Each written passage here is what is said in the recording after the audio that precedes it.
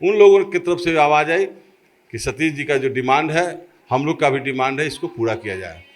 तो भाषण के क्रम में नीतीश जी ने स्पष्ट कहा कि आपको पुल चाहिए, हमें सतीश चाहिए।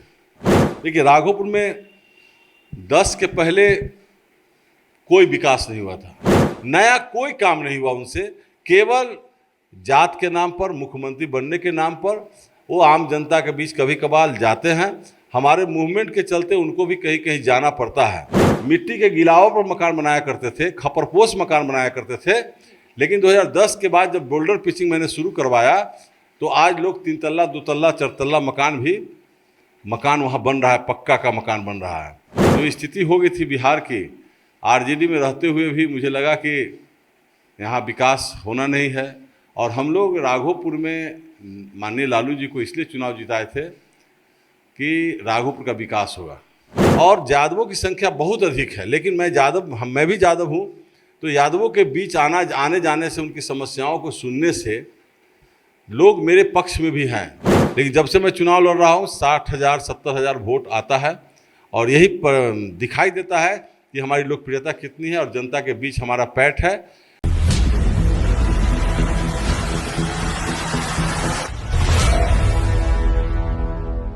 नमस्कार, आप देख रहे हैं संक्षिप्त। मैं हूं आपके साथ अमृता पांडे। बिहार विधानसभा चुनाव में अब काफी कम वक्त बचा है। सभी पार्टियां चुनाव की तैयारी कर रही हैं। ऐसे में आज हम बिहार के सबसे महत्वपूर्ण विधानसभा सीट पे चर्चा करने वाले हैं। राघोपुर विधानसभा सीट पे इस वीडियो में हम चर्चा करेंगे। ये सीट जो है वो काफी महत्वपूर्ण है और चुनाव में इस सीट का अपना एक अलग महत्व रहता है। कहा जाता है कि 2095 से ये सीट जो है वो राजद का गढ़ रहा है और लगातार लालू परिवार से जो है यहाँ विधायक रहे। वर्तमान में यहाँ तेजस्वी यादव विधायक हैं, लेकिन खास बात कि 2010 में इस विधानसभा सीट से पूर्व मुख्यमंत्री राबड़ी देवी को शिकस्त देने वाले कद्दावर नेता सतीश कुमार हमारे साथ हैं। हम बातचीत करेंगे राघोपुर विधानसभा सीट को लेकर। इस बार वहां क्या समीकरण बन रहा है और 2010 में क्या परिस्थितियां थी, जिस परिस्थिति में वहां से पूर्व मुख्यमंत्री राबड़ी देवी को करारा हार का सामना करना पड़ा था। इस बार भी चुनाव है। सर, राघोपुर विधानसभा सीट काफी हॉट सीट माना जाता है। इस बार वहां क्या कुछ समीकरण बन रहा है चुनाव को लेकर? सबसे पहले आप हमसे इंटरव्यू लेने के लिए आए हैं, इसके लिए अमृता पांडे जी आपको बहुत बहुत धन्यवाद। और आपने पूछा राघोपुर विधानसभा सीट हॉट सीट है और 10 में क्या परिस्थिति थी कि आप चुनाव जीते। तो देखिए, मैं शुरू से लगभग 1994-95 से सक्रिय राजनीति में आया। राघोपुर मेरा जन्म स्थान भी है, निवास स्थान भी है। और 95 में माननीय लालू प्रसाद जी बिहार के चीफ मिनिस्टर हुआ करते थे और वो जब चुनाव आया, आम चुनाव हुआ तो उसमें वो राघोपुर विधानसभा क्षेत्र से चुनाव लड़े। हम लोग उनके साथ थे। और फिर 1998 में वो इस्तीफा जब दिए तो वहाँ से लोकल एक राजगीर चौधरी जी वो विधायक बने। फिर 2000 में फिर लालू जी लड़े चुनाव, फिर इस्तीफा दिए। फिर राबड़ी देवी लड़ी, वो फिर मुख्यमंत्री के रूप में रही। 2005 के नवंबर में मुझे जनता दल यू के तरफ से माननीय मुख्यमंत्री नीतीश कुमार जी के तरफ से चुनाव लड़ने का ऑफर दिया गया। मेरी भी इच्छा थी। जो स्थिति हो गई थी बिहार की, आरजेडी में रहते हुए भी मुझे लगा कि यहाँ विकास होना नहीं है। और हम लोग राघोपुर में माननीय लालू जी को इसलिए चुनाव जिताए थे कि राघोपुर का विकास होगा। क्योंकि राघोपुर गंगा का टापू है, गंगा और गंडक के बीच बसा हुआ टापू है। एक प्रखंड विद्युपुर ब्लॉक हुआ जो उस पार है, और एक प्रखंड जो 20 पंचायत का प्रखंड है वो राघोपुर प्रखंड है जो टापू नुमा इलाका है। तो हर लोगों की इच्छा होती है कि जब मुख्यमंत्री विधायक हो तो ज़्यादा से ज़्यादा विकास हो क्षेत्र का। न वहाँ अस्पताल था, न डिग्री कॉलेज, न इंटर कॉलेज, न आवागमन का डायरेक्ट कनेक्टिविटी, पक्का पुल भी नहीं था, नाव के सारे लोग आते जाते थे। तो ये सब देख करके और आतंक फैल गया था। कार्यकर्ता भी आपस में लड़ जाते थे, आम लोग दहशत में आ गए थे। माननीय उच्च न्यायालय ने कमेंट भी किया कि बिहार में जंगल राज जैसी स्थिति आ गई है। तो इससे पूरा बदनामी शुरू हो गई थी। जब हमें जनता दल से ऑफर मिला तो मैं चुनाव लड़ने के लिए तैयार हुआ। उस समय माननीय रामविलास पासवान जी अलग लड़ रहे थे, लोजपा लोक जनशक्ति पार्टी। तो उनका एक कैंडिडेट खड़ा हो गया और वो 16,000 वोट काटा। हमको 30,600 वोट आया और माननीय राबड़ी देवी जी को 35,200 वोट आया। तो मैं लगभग 5,000 वोट से हार गया। लेकिन मैं लगातार मेहनत करते रहा, क्षेत्र में लगातार जनता के बीच आने जाना, उनके समस्या के साथ जूझता रहा, चाहे वो अस्पताल का मामला हो, चाहे ब्लॉक का मामला हो, चाहे कोई भी समस्या। अग्निकांड बहुत होता था राघोपुर में पहले, माने गर्मी आते ही अग्निकांड शुरू, कहीं 10 घर जल रहा है, कहीं 20 घर, कहीं 50 घर, कहीं 100 घर। तो मैं तत्पर रहता था कि लोगों को ज़्यादा से ज़्यादा सरकारी सहायता उपलब्ध करा दूँ। इसमें मैं सफल भी हुआ। लोगों के बीच आने जाने से मेरी लोकप्रियता भी बढ़ी। 2010 में जब मैं चुनाव लड़ा तो उस समय लोगों के बीच ये था, मैसेज गया कि भाई ये हारने के बाद भी लगातार क्षेत्र में लगा रहता है, दुख सुख में शामिल होता है। और राबड़ी देवी जी चुनाव कम वोट से जीती थी, इसके चलते उनका माने राघोपुर के प्रति उदासीनता था। वो कभी ध्यान देती नहीं थी, विपक्ष में आ गई थी उस समय, लेकिन विपक्ष में रहते हुए भी कभी राघोपुर के विकास का मुद्दा नहीं उठाई। तो जनता में इस बात का भी, उनके समर्थकों में आक्रोश था और इधर जो उनके विरोधी थे उनमें उत्साह था मेरे लेकर के। तो चुनाव में 13,600 कुछ वोट से जीता। और उसके बाद उसी चुनाव के पीरियड में राघोपुर विधानसभा में जब चुनाव प्रचार में माननीय मुख्यमंत्री नीतीश कुमार जी गए थे, तो हमने कहा, एक मुद्दा रखा मंच से, क्योंकि चुनाव का वक्त था, मांग नहीं कर सकते थे, लेकिन एक मैंने कहा कि राघोपुर को पक्का पुल से सर आप ही जोड़ सकते हैं। ये जो टापूनुमा इलाका है, लगभग 1.5 लाख के आसपास यहाँ मतदाता हैं। अगर इनको चाहते हैं कि चूँकि हर साल एक न एक नाव डूबता था, 10, 20, 50 कैजुअलिटी होती थी, तो माननीय मुख्यमंत्री जी आप अगर चाहेंगे तो राघोपुर को पक्का पुल से जोड़ सकते हैं। और मैं अपना वोट मांग करके, जनता से अपील करके मैं बैठ गया। जब मुख्यमंत्री जी उठे तो आम पब्लिक के बीच में इस बात की चर्चा शुरू हुई कि नहीं, विधायक सतीश जी बहुत अच्छा मांग किए हैं, पक्का पुल का मांग। उन लोगों की तरफ से आवाज़ आई कि सतीश जी का जो डिमांड है, हम लोग का भी डिमांड है, इसको पूरा किया जाए। तो भाषण के क्रम में नीतीश जी ने स्पष्ट कहा कि आपको पुल चाहिए, हमें सतीश चाहिए। आप हाथ उठा करके सतीश जी का समर्थन करें तो मैं मानूंगा कि आप लोग इनको जिता कर भेजेंगे। तो मैं अवश्य वादा करता हूं, ऐसा मैं बिहार में हज़ारों पुल पुलिया बनवाया हूं, मैं जरूर राघोपुर को पक्का पुल से जोड़ने का काम करूंगा। और आज माननीय मुख्यमंत्री जी को मैं धन्यवाद देता हूं कि उन्होंने एक ऐसा बड़ा प्रोजेक्ट जो 6 लेन पुल के रूप में, जो उत्तरी बिहार से दक्षिणी बिहार को जोड़ने वाली सबसे एशिया का सबसे बड़ा पुल उन्होंने देने का काम किया। और ये लगभग 15 तारीख तक हो सकता है कि राघोपुर में हम लोग डायरेक्ट पुल से, 6 लेन पुल से आने जाने का काम शुरू हो जाएगा। इसके लिए मैं नीतीश कुमार जी को बहुत बहुत धन्यवाद देता हूँ। सर, जातीय फैक्टर वहाँ पे कितना काम करता है? क्योंकि अगर यादवों की बात करें तो 30% लगभग आबादी वहाँ यादवों की है, भूमिहारों की भी आबादी है, और पासवान समाज के लोग जो हैं वो काफ़ी संख्या में है। तो चुनाव में इसका कितना असर रहता है सर? देखिए, जातीय समीकरण तो काम करता ही है, क्योंकि टिकट के बंटवारा के समय में भी जातीय आधार पर टिकट दिया जाता है। लेकिन बहुत सारे जगह कम संख्या के लोग भी जो हैं, वो अगर जाति बेसिस पर किया जाए अलग अलग, तो अति पिछड़ा जाति का बहुत सारा संख्या, माने एक जाति का संख्या बहुत ज़्यादा नहीं रहता है, लेकिन वहाँ टिकट मिलता है। तो पिछड़ा, अति पिछड़ा, चाहे एंटी लालू वोटर गोलबंद होते हैं तो चुनाव जीतते हैं। तो राघोपुर में यादव बहुल सीट है, क्षेत्र है।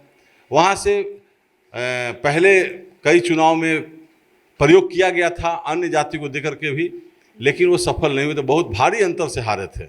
बाहरी उम्मीदवार को भी लाया गया था वहाँ, वो भी भारी अंतर से हारे थे। लेकिन जब मुझ पर प्रयोग किया गया तो मैं मात्र 5,000 से हारा। और यादवों की संख्या बहुत अधिक है, लेकिन मैं भी यादव हूँ। तो यादवों के बीच आने जाने से, उनकी समस्याओं को सुनने से लोग मेरे पक्ष में भी हैं। 15 से 20% यादव मेरे साथ खड़े हैं और मैं उनका भी बल मुझे मिलता है। और अन्य पिछड़ी जाति, ओबीसी या स्वर्ण जाति के जो मतदाता हैं, उनके बीच पार्टी के नाम पर, मेरे व्यक्तित्व के नाम पर हमको लोग मानते हैं और तभी पार्टी विश्वास करके जब जनता दल यू भाजपा से अलग हटी 2015 में और आरजेडी के साथ उनका अलायंस हुआ, तो हमारा टिकट वहाँ से कट गया, तेजस्वी यादव को वहाँ लॉन्च किया गया। अब बड़े नेता के पुत्र हैं लालू जी, हम लोग से बात नहीं किए, चाहे नीतीश जी, शरद जी अभी नहीं है हमारे बीच, कोई पहल नहीं किया। तो मुझे भाजपा की तरफ से इनवाइट मिला कि आप अगर लड़ना चाहते हैं तो भाजपा से लड़िए। तो कार्यकर्ताओं के विचार को देखते हुए और जो मेरे समर्थक हैं उनके विचार को देखते हुए उनका रहा कि भाई नहीं लड़िएगा तो राजनीति खत्म हो जाएगी, इसलिए आप लड़िए, जब भाजपा टिकट दे रही है तो आप चुनाव लड़िए। तो मैं माननीय भूपेंद्र यादव जी यहाँ के प्रभारी थे उस समय, उनसे बात किया, माननीय नित्यानंद जी से बात किया, आनंद किशोर जी से, माननीय आनंद किशोर जी से बात हुई हमारी, माननीय श्रद्धेय अब स्वर्गीय सुशील कुमार मोदी जी से भी हमारी फ़ोन पर वार्ता हुई। सब लोगों ने कहा कि आप आइए, आपको टिकट देंगे। मैं भाजपा ज्वाइन किया, टिकट मिला, लेकिन उस समय थोड़ा सा चूक हुआ। लोग ज़्यादा सहानुभूति जो यादवों में था कि तेजस्वी यादव लालू जी का लड़का पहला बार लड़ रहा है चुनाव, इस सहानुभूति उससे ज़्यादा वोट आया। और एक कूटनीति होता है, साइकिल छाप से जो पूर्व में प्रत्याशी थी बीरा देवी जी, उनके पुत्र राकेश रोशन को साइकिल छाप से लालू जी टिकट देकर दिलवा कर खड़ा किए। तो इससे एनडीए का वोट में, एनडीए का जो वोट था उसमें मजबूती नहीं आई, एकरूपता नहीं आई, टूट हो गया, और उससे हमारा करीब 40-50 बूथ थोड़ा सा डिस्टर्ब हो गया, जिसके चलते मैं चुनाव हार गया। लेकिन उसके बाद भी 5 साल लगातार लगा रहा। सर 25 में फिर चुनाव, हाँ, इस चुनाव में वहाँ क्या स्थिति है? सबसे बड़ा समस्या इस समय राघोपुर में क्या है? कितना विकास हुआ है सर? देखिए राघोपुर में 10 के पहले कोई विकास नहीं हुआ था। प्रधानमंत्री सड़क योजना से 2-4 सड़कें बनी थी, लेकिन उसके पहले कोई विकास नहीं हुआ था, यथावत था। केवल एक पीपा पुल 95 में लालू जी जब मुख्य एमएलए बने थे वहाँ से, तो पीपा पुल एक देने का काम किए थे, उसका कोई विकास का काम नहीं हुआ था। इस विकास के नाम पर ही मैं पार्टी छोड़ा था आरजेडी और जनता दल यू के साथ आया था। लेकिन 2010 में जब मैं विधायक बना, मेरा पहला क्वेश्चन राघोपुर को पक्का पुल से जोड़ने का था। दूसरा क्वेश्चन, जहाँ जहाँ कटाव, राघोपुर टापू नुमा इलाका है, कटाव हर साल गंगा और गंडक के कटाव से लगभग सैकड़ों घर गंगा नदी में विलीन हो जाती थी, सैकड़ों बीघा जमीन, एकड़ जमीन गंगा नदी में कटाव से कट जाते थे। लोग दहशत में रहते थे बाढ़ के समय में कि मेरा घर अब गया तो गया। तो मैं माननीय मंत्री से, मैंने विधानसभा में क्वेश्चन करके माननीय सिंचाई मंत्री जी से आग्रह करके करीब वहाँ लगभग 200 करोड़ से ऊपर का एंटी इरोजन वर्क का काम करवाया, जिससे आज राघोपुर में सुरक्षा का भाव है और लोग पिलर पर मकान बना रहे हैं। जो 10 के पहले मिट्टी के गिलावों पर मकान बनाया करते थे, खपरपोश मकान बनाया करते थे, लेकिन 2010 के बाद जब बोल्डर पिचिंग मैंने शुरू करवाया तो आज लोग 3 तल्ला 2 तल्ला 4 तल्ला मकान वहाँ बन रहा है, पक्का का मकान बन रहा है। उसके बाद सरकार का नीति आया कि हर 5 किलोमीटर पर एक हाई स्कूल बनेगा पंचायत में। तो मैं उस समय, अपने समय में 8 हाई स्कूल मैंने मध्य विद्यालय को अपग्रेड करा के हाई स्कूल में तब्दील कराया और लगभग सभी स्कूलों को +2 करवाया। एक रेफरल अस्पताल था, उसको मैं, वहाँ पर डॉक्टर्स क्वार्टर नहीं थे, स्टाफ क्वार्टर नहीं थे, मैंने क्वेश्चन करके वहाँ staff quarter, doctor quarter referral hospital के कैंपस में बनवाने का काम किया। कई सामुदायिक भवन, सैकड़ों सड़कों का निर्माण करवाया। उसके बाद सब स्टेशन, वहाँ बिजली बहुत कम रहती थी, घर घर बिजली का जब काम शुरू हुआ तो 33,000 का लाइन वहाँ नहीं था। सब स्टेशन का निर्माण मैंने मल्लिकपुर में करवाया, जिससे आज निर्बाध रूप से 22, 23, 24 घंटा पटना की तरह, राजधानी की तरह राघोपुर में भी लोग बिजली का उपभोग कर रहे हैं।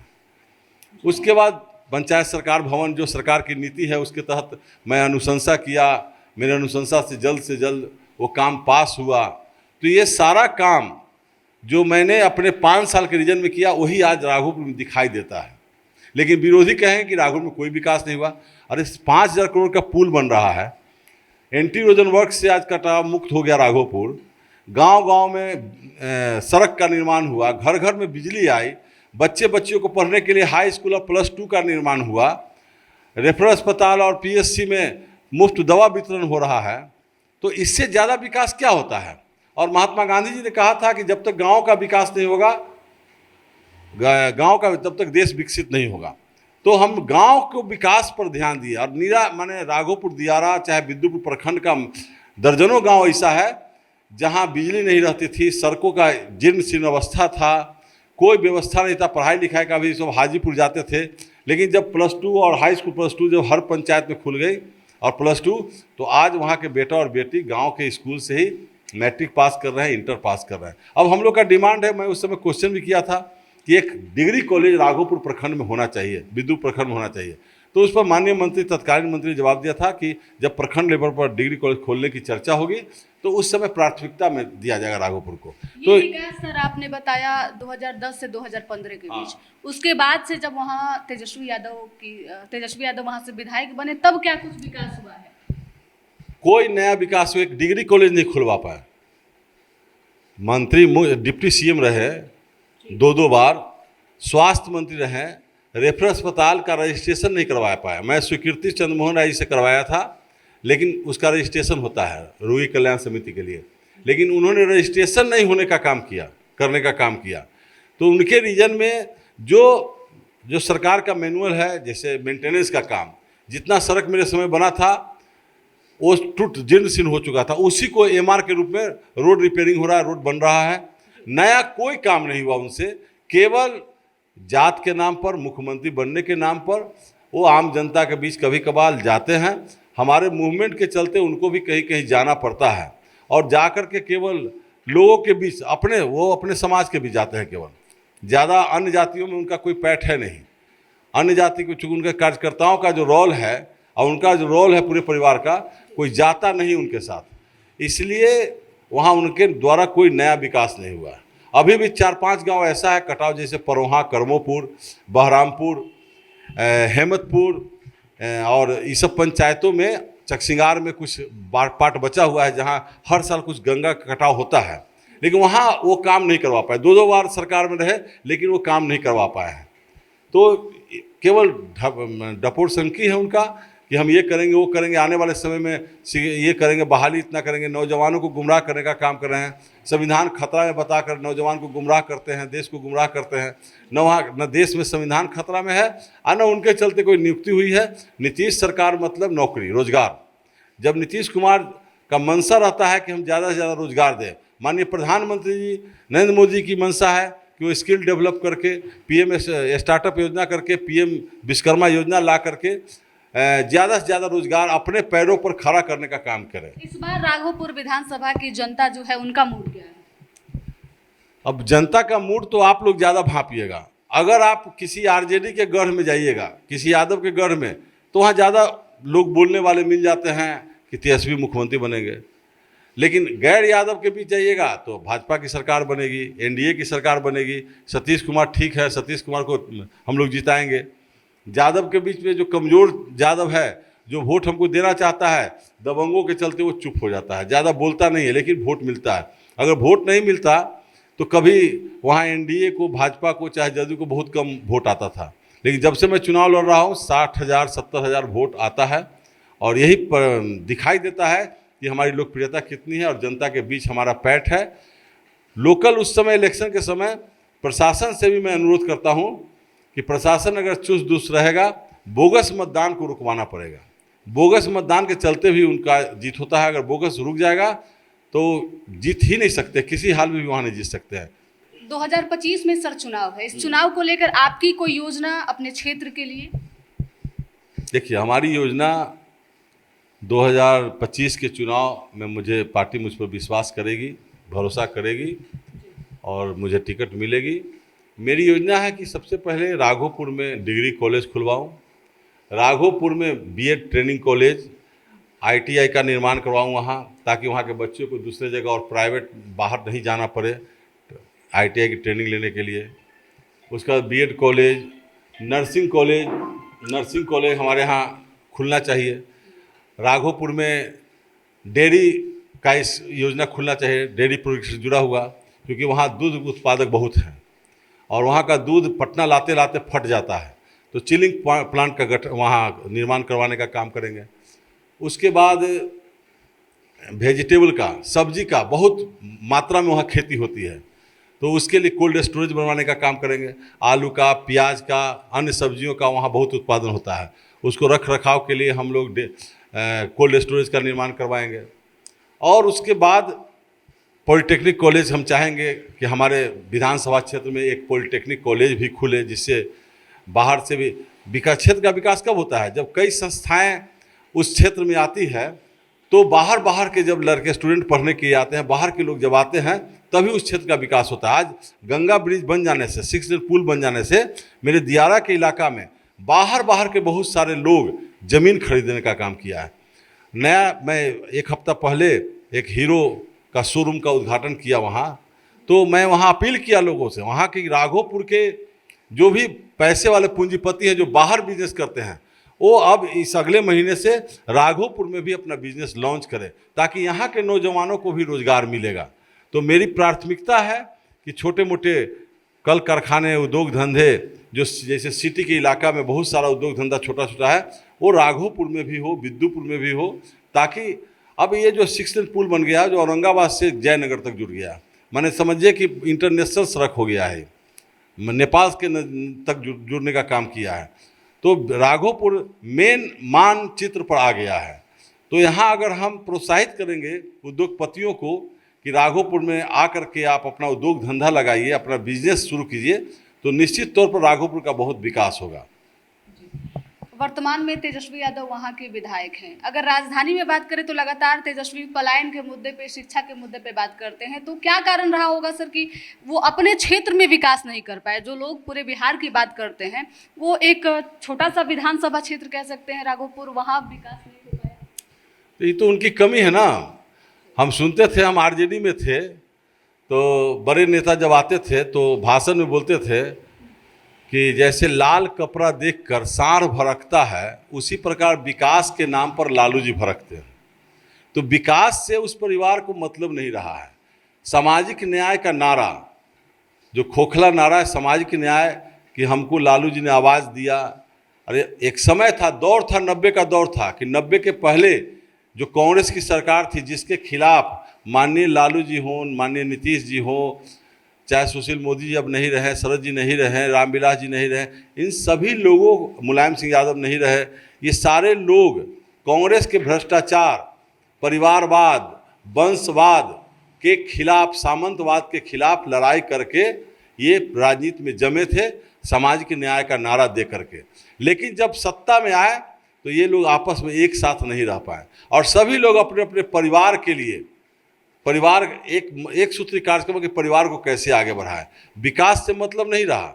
और सामाजिक न्याय का नारा देते हैं तो आप सामाजिक न्याय के बच्चों को पढ़ने के लिए गांव-गांव में स्कूल, हाई स्कूल खुलवाते, +2 खुलवाते, ट्रेनिंग सेंटर खुलवाते, आप वहाँ कैसे वहाँ के किसानों की स्थिति मजबूत हो उसका व्यवस्था आप करते।